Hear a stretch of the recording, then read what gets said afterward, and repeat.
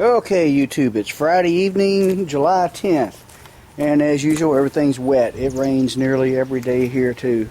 And going by some other channels I follow, they all seem to have the same problem, and some of them are, most of them are up north, some of them are out west, but it looks like they, everybody's getting all the rain every single day.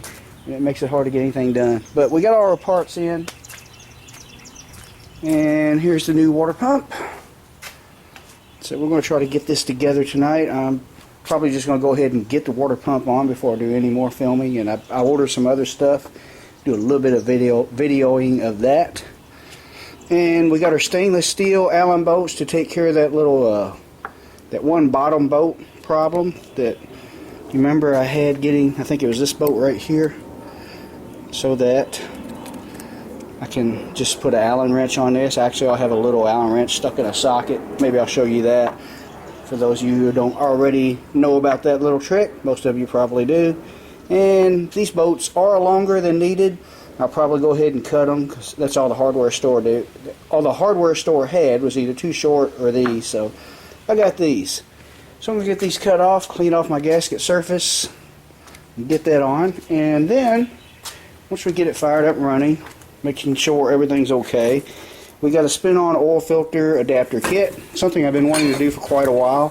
The old canister oil filter, which looks like this, looks all cool and nostalgic and original, but it's not fun to replace. As you can see, the bolt head's all rounded off because you can't really get a wrench to it. You constantly have to put channel locks or vice grips on it, and it was already rounded off before I ever got a hold of it, for the same reason. But you got to take that cover off, and there's a canister style filter inside, and you got to order it. No one around here has it. So this filter kit, I know most kits, I'm hoping this one is too, takes a standard Ford FL1A Motorcraft or Fram PH8A oil filter, like your old Ford V8 6-cylinders, just basically all your old Fords from the 60s, 70s, up into the 80s, up until they got rid of the overhead valve engines, really. All your old Ford overhead valves, your 351s, 302s, stuff like that, took the same oil filter. I'm pretty sure this is the same one. I'm going to confirm that before I put it together, so that hopefully I can run up to any auto parts store whenever I want to change oil and just get a filter instead of having to order and wait. So we'll put that on. And the other thing we ordered, this is a new rubber bushing kit, or rubber insulator kit, whatever you want to call it, for the hood. My hood rattles and drives me crazy. We're going to put that on, see how much quieter that is. So let me get to work, get this water pump on. Hopefully my radiator's okay. I forgot I threw all the stuff in the back of the truck. I know this sounds stupid, but I did it.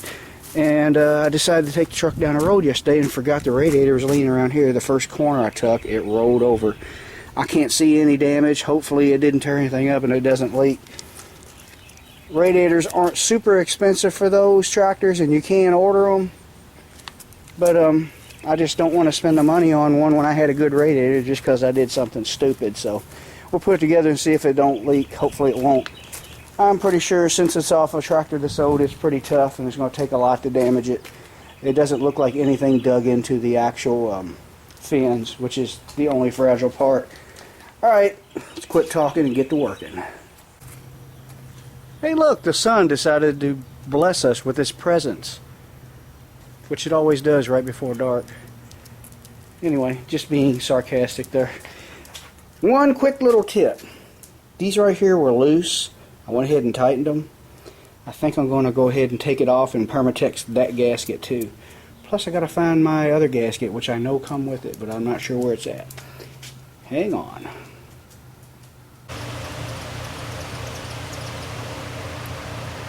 Okay, I found my gasket. It says High Flexlo 160. It looks like somebody cut out of a cereal box. But we'll try it anyway. I was almost tempted to make my own out of real gasket material. I guess it'll work. It does look homemade. Look at that. Anyway, let me get everything rounded up and we'll bolt this water pump on for you. Okay, here we go. This thing might give me a little trouble. The gasket's all sticking up. I'm not too crazy about that gasket. Alright. Say hello to camera, Angel. Let's see, and here is what I was talking about with the Allen wrench in the socket. Just an Allen key or Allen wrench cut off. Slid into a socket. For this particular one, I'm using a 1/4 inch socket for the wrench that fits into a 5/16 18 threaded stainless steel Allen bolt. Angel, quit rubbing on me. Alright, come on. Back up. Let me do this.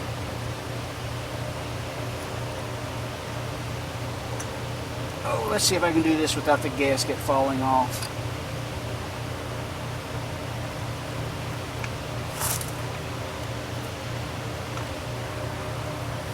This is going to be kind of clumsy. I'm going to have to get off my little chair for one thing. Let's see. Better make sure I'm putting it on the correct way. And I'm not. There we go. It goes like this. It's right here. Just gonna get this one started so I can.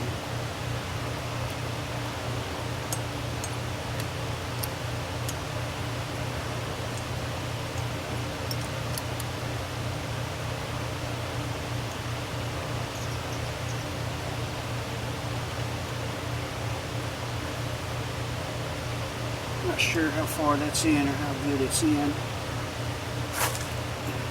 I'm probably going to have to get in the way of the camera. But you gotta do what you gotta do. This thing moves. You know what?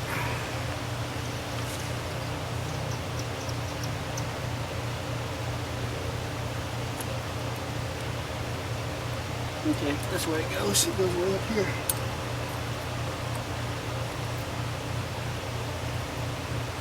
For some reason, it's being very arrogant.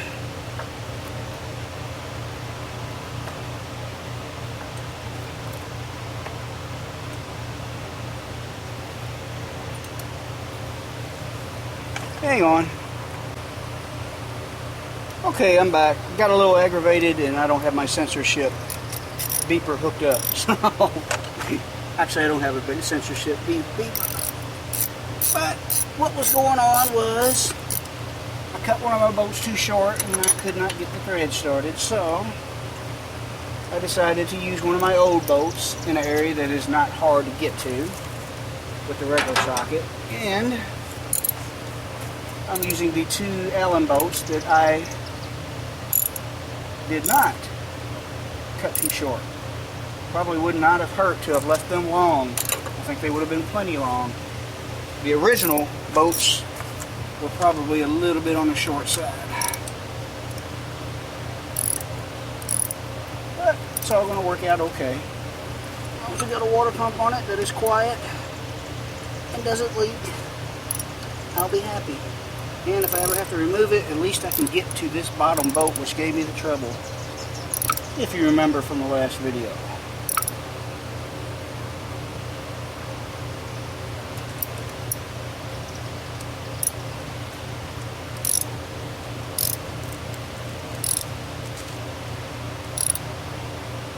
Squeezing it all together good.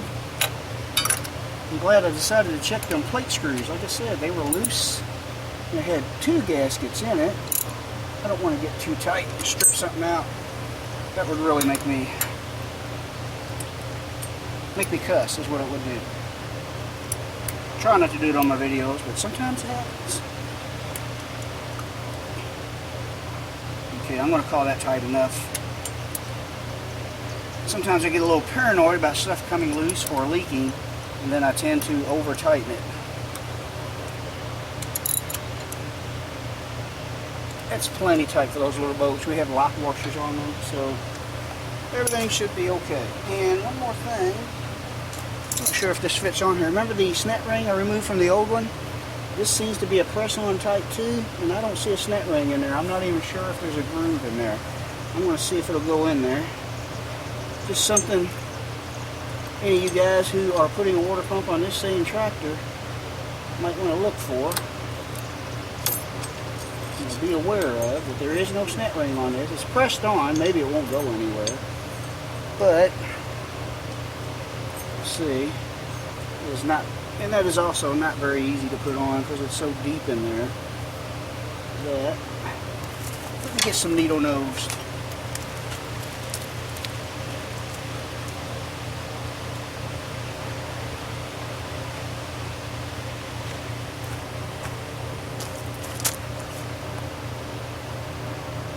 There we go, that worked better. And I believe there is a slot in there. Okay. Oh, good deal. Alright, we'll go ahead and get the rest of it together and we'll fill it up with fluids and fire it up. Okay, radiator's on it, as you can see. Radiator hose is hooked up. I haven't filled it up with water yet. I'm not going to put antifreeze in it yet. That's another little tip I'd like to throw into this video. Whenever you do something like this, and you know, I'm confident it shouldn't leak, but you never know. Sometimes they do when you think they shouldn't. It's always better just to try it out with straight water, make sure you don't have any leaks. Good thing about that is you can go ahead and warm it up with the straight water and drain it, and you kind of help flush it out too. So that way you're not wasting your expensive antifreeze. And I did buy a whole new gallon of it. Something else I noticed, while the battery's charging, if you remember, I ran it for a while with no generator hooked up in the previous videos. I don't know if you can see or not. Maybe I should shine a light through the other side. This radiator is completely full of dirt. And I keep bumping into my dog. She's right under me. She thinks I'm talking to her. So I'm going to try something here. Let's see. Oh yeah, I see all kinds of dirt coming out. So I'm going to go ahead, blow all that out. And no, it's not strong enough to flatten the fins. Let's see how that looks. Oh yes. I can see light through there. I'm going to blow all that out, fill it up with water, and we'll turn on the camera to start it up and see if there's any leaks. Alright, radiator's all filled up with water. As you can see, it's full. I'm going to go ahead, and the neighbor's kids are screaming bloody murder like they always do 24 hours a day, 7 days a week. Hear that? I want you to listen to that real quick. That's not just every now and then. I know kids are kids, but that is constantly. As long as they're outside, that is what they sound like. When I was that age, something would have been done about that. That's all I'm going to say. Something would have been done about that. And they were well in their rights to do it. My parents, I mean. If I were to carry on like that. Anyway.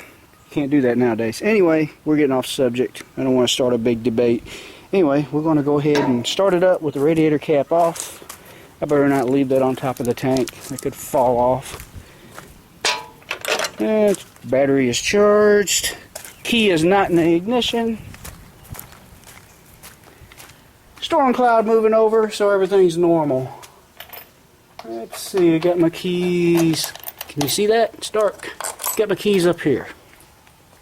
I may end up doing a separate video on the oil filter adapter and the hood thingy, because I think I've made this video longer than planned as usual. Let's see how she should start up. I got the battery charged. There we go. Sounding pretty good.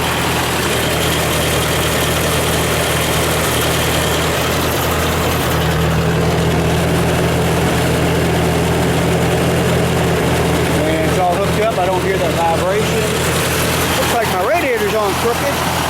The hose of the boat scissors are slotted. I need to loosen it up. Move it that away. It's got studs on the radiator. I didn't realize I had it that far out. Guess I got in a hurry. We'll let it warm up. The fluid will either go down, or as it heats up, it will rise up. If it rises up, we'll go ahead and put the radiator cap on it. Then we can let it run under some pressure. Something I need to be careful of with that radiator not lined up is the fan hitting the shroud. I don't believe it's hitting it. I bet it's close on the other side though. We got to fix that. We'll just let it warm up for now.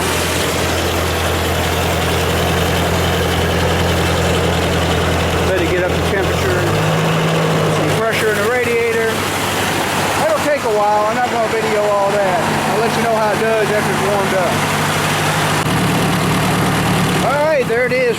up. I got rid of another annoying rattle too. Look under here. I know you can hear the solid electric rattling on it.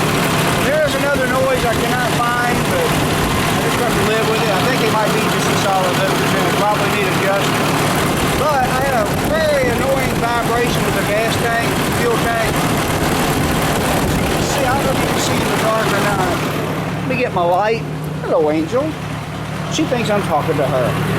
Anyway, you can see it's held down. The spring is supposed to dampen the noise, I guess. But if you look up in there, that piece of rubber I got stuck under there, I just stuck a screwdriver underneath the tank. Put that rubber in there and that got rid of a lot of noise. Now the electors sound like they could use some adjustment, but we got rid of a lot of noises on this thing. That water pump's a lot quieter. I don't feel that vibration when I drive it around. Hydraulic pump's a lot quieter. And guess what? It works like it's supposed to now. And actually it's quieter. You don't hear the pump rattling and complaining like the original one did. So this used pump that I get off of eBay, it was worth the money. It was a gamble, but it turned out good. It's a good spare pump until I can rebuild my original one. And that'll make it an interesting video. So I probably made this video longer than I wanted to, so I'm not going to include the spin-on filter, oil filter adapter in this video. We're going to do that in another video tomorrow. Go ahead and get the hood on it, see if we can't get that anti-rattle kit on the hood, get rid of that rattling. So we'll just make another video on that. But this concludes the water pump installation.